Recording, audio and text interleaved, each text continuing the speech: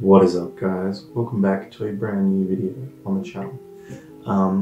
Got a new setup. Took maybe an extra 12 hours off in between videos here. That's why this one's a little bit late. Future ones will not be late. We've got the 650 subscriber special tonight. We've got this new setup that I'm going to touch on a little bit. 30 seconds. You can skip ahead to the review if you want to see that, but we've got the whole backdrop. I'll show you guys it more in depth in future videos. Probably talk about that in tomorrow's video. More importantly, this movie. Let's get right into the review of Murder on the Orient Express. Roll the titles. I see evil on this train. Murder here? And every one of you is a suspect. The truth of the case is profoundly disturbing. What are you afraid of? Everything. So guys, let's start off with the synopsis of this film. Give you a brief little overline of the film.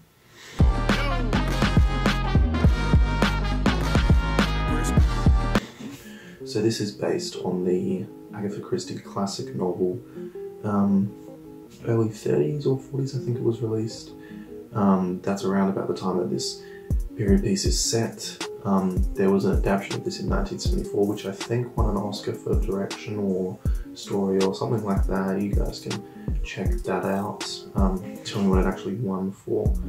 But, you know, it's a very classic film. It's the whole Murder on the Train film, which has been done from everything from Futurama to Family Guy, Simpsons, you know, parodied and made fun of and adapted multiple times.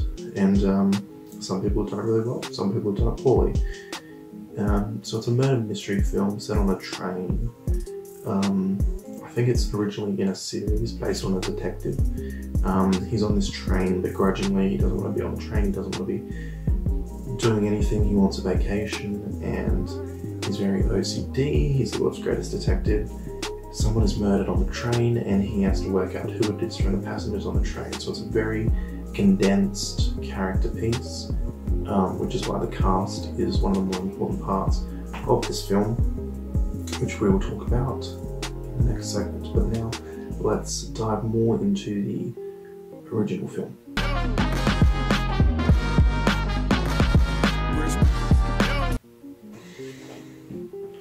So a lot of this film is based on the original Agatha Christie book, the remake, or the adaptation into cinema, because it's been remade so many times and adapted so many times into so many mediums, as I said, from Futurama to Family Guy. And, you know, it's been done up, it's been done well, it's been done badly. Kenneth Branagh, the director, knew exactly what he needed to do to make a good film, and exactly what he didn't, what he wanted to avoid, that would have made it a bad film. That made his job incredibly easy, which is probably why he decided to star and direct this film. A lot of the choices were very interesting, which we'll talk about more in the future, but mainly what I wanted to touch on here is that a lot of the film, the bits that make the film good, are not Kenneth Branagh's decision, are not this film's decision. You don't have to watch this film to get the good parts of it. You can read the original book, you can watch the original Oscar-winning movie, you can watch this adaptation, but it's very important to take note that Kenneth Branagh does not deserve a massive amount of praise here. This isn't an original work. Even if it was a masterpiece, it's not an original masterpiece. Let's move on to the plot.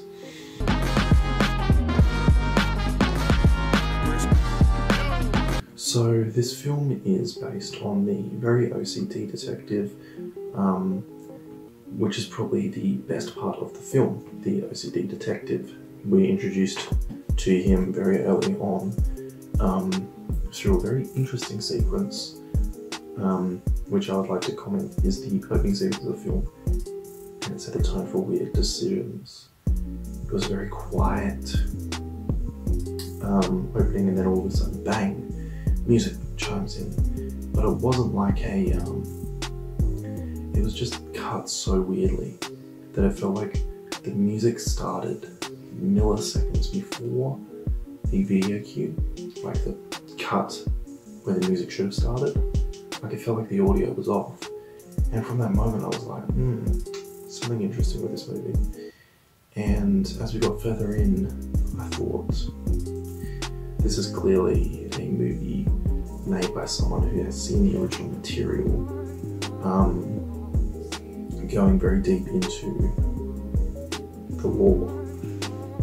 If you watch this film without knowing any of the history, you would have the same experience that I did, that it's kind of interesting. It kind of skips over some stuff and treats itself more seriously than it should to start off with. I don't know if I'm conveying this point correctly.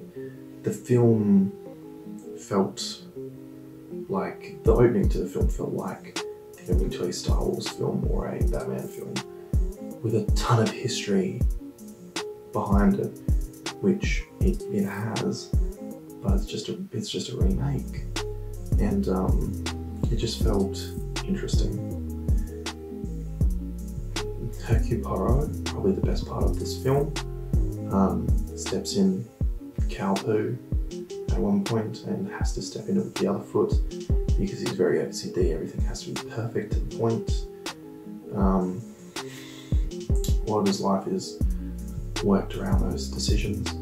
I thought that was the best part of the film. He was probably one of the best characters in the film, which is what we're going to talk about next. But a lot of the film I can't really get too deep into.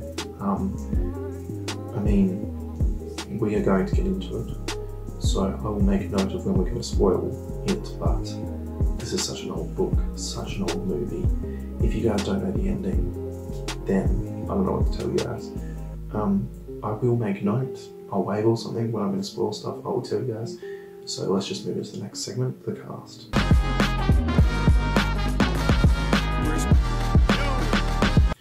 So the cast of this film, let's pull up a full list here. The cast of this film was really what it hinged on, with the whole very centered film with a very small plot and fine details in it. The cast had to be exceptional, and the really interesting thing is that they were. It was a very exceptional cast, from Kenneth Branagh all the way through to Willem Dafoe, Daisy Ridley. Everyone in this film was spot on casting. However, not everyone in this film was given the time of day that they deserved. In fact, I wish I checked my watch, but I would say about 70 to 80% through this film, we were still being introduced to characters that we didn't know really existed. I mean, they at one point show you every character on the train, but they also, it seems like there's cooking staff and there's driving staff, and they only very briefly touch on that. They say like the doors between cabins were locked, so none of the cooks or drivers could have performed the murder, but it feels like something that they should have addressed a little bit more. It feels like a lot of the threads that they left for you to follow were immediately dismissed. Maybe it's this, nah, it can't be that person. Maybe it's this, nah, it can't be that person. What a good murder mystery needs to be is it needs to have everyone under suspicion, whereas this film only had a few characters under suspicion and it would roll through them one after the other, and you weren't sitting there trying to work out who did it. You were sitting there watching accuse people of doing it, realising that they didn't do it, then accusing someone else. And you thought, God, he's just going through this so quickly, I'll just sit back and watch. And it didn't let you think too much. It didn't give you all of the information, which I feel like is an important part of a murder mystery, giving you the information. I mean, the one thing that I hate about films like this is when the plot is set up in a way that there is physically no way that you could work out the actual end before the end because they withhold specific amounts of information from you, the viewer. I feel like when they do that, it's just cheap. They need to give you that information so that you could work it out if you were smart, and that makes the film better. But that's a tangent here, you know. Everyone from Johnny Depp to Josh Gad was fantastic in this film, in my opinion. They were not given enough screen time though. Johnny Depp probably got the most screen time for what he deserved. He had a very large chunk of screen time, and he acted it out well. Willem Dafoe, the like 2 scenes that he was in were spot on. Daisy Ridley, so good in fact that, I mean, I was looking forward to seeing her in this film to see if there's a future in that career or not. And when she left the scene, I felt heavily disappointed that she was in a scene for no more than it felt like 60 seconds.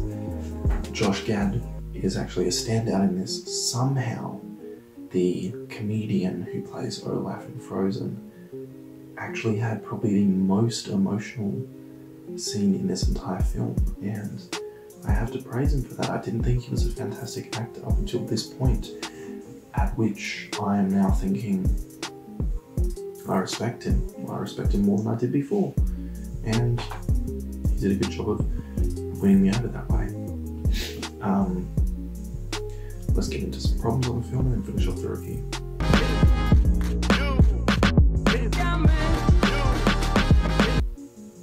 So the side characters are a major problem in this film.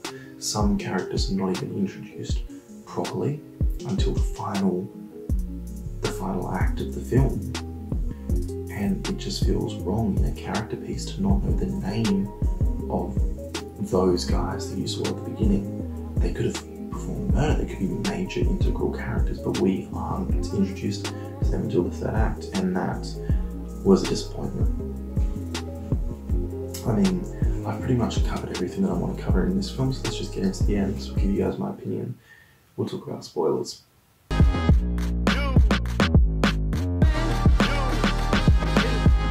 Okay, so in my opinion, this film was good. 7 out of 10 in my opinion. Could have been a lot better, could have been a lot worse. It definitely wasn't the acting focused film that I hoped that it was. I definitely plan to go watch the 1974 original Oscar winning film. Don't know any of the actors, don't know any of the directors. I think that'll make it a lot better going into this knowing Johnny Depp, Michelle Pfeiffer, Josh Gad, Daisy Ridley, all these people who are fantastic actors, knowing them and expecting big things from them, and then them not getting screen time is a bit disappointing. Let's jump into spoilers. So I've given you guys my opinions. If you like this video, leave a like, comment, subscribe, etc. Click the little subscribe thing, pretty cool. Now I'm going to go into spoilers, so you guys can click away if you don't want the film spoiled. If you do, spoiler time. So the end of this film felt like half cop-out, half fantastic twist, wherein none of the 12 suspects killed Ratchet, but in fact all 12 together killed Ratchet. Good twist, feels like a cop-out. I say that because subconsciously I've heard it before. I know that that's because it's a classic and it's been remade millions of times and adapted. That's why I say that with a grain of salt, you know. It feels like it's been done before because it has, it's a classic. It was a good twist, wasn't expecting it. Somehow I managed to avoid all spoilers from it on the Orient Express. I'm very glad that I did that. If you guys just spoiled yourselves, that's a bit disappointing. If you already knew the ending, good. And other than that, leave a like, comment, subscribe. I'll see you guys in the next one.